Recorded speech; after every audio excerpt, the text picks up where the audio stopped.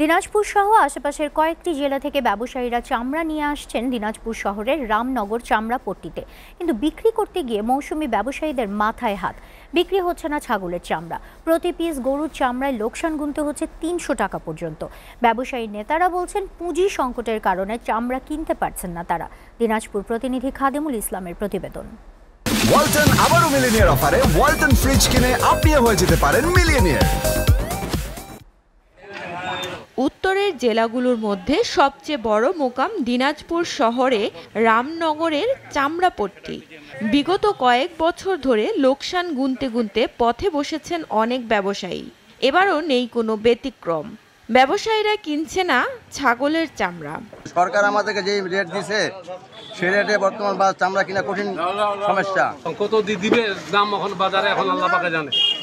মৌসুমি ব্যবসায়ীরা বলছেন বড় গরু প্রতিটি চামড়া ক্রয় করছেন সর্বোচ্চ ১২০০ টাকা থেকে সর্বনিম্ন ৬০০ টাকা পর্যন্ত। মোকামে এসে প্রতি পিস চামড়া লোকসান গুনতে হচ্ছে ২০০ থেকে ২৫০ টাকা পর্যন্ত। চামড়া ২০০, ১৫০, ৩০০ এইভাবে দাম বলতেছে। চামড়া আসে নাই এখনো, ওটা মাংনায় দিল নেয় না। কানাইবাড়ি থেকে আসছি, কিনছি আমরা ৬০০ করে, এখন ৪০০ বলতেছে।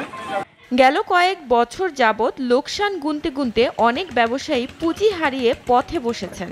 পাওনা টাকা না পাওয়ায় প্রত্যাশা ও নির্ধারিত দামে চামড়া কিনতে পারছে না চামড়া ব্যবসায়ীরা। ব্যবসা বাণিজ্য খারাপ, ব্যবসা বন্ধ হয়েছে, আমরা ব্যবসা করি না। যে অবস্থা চামড়া কিনলে টাকা পাবে না।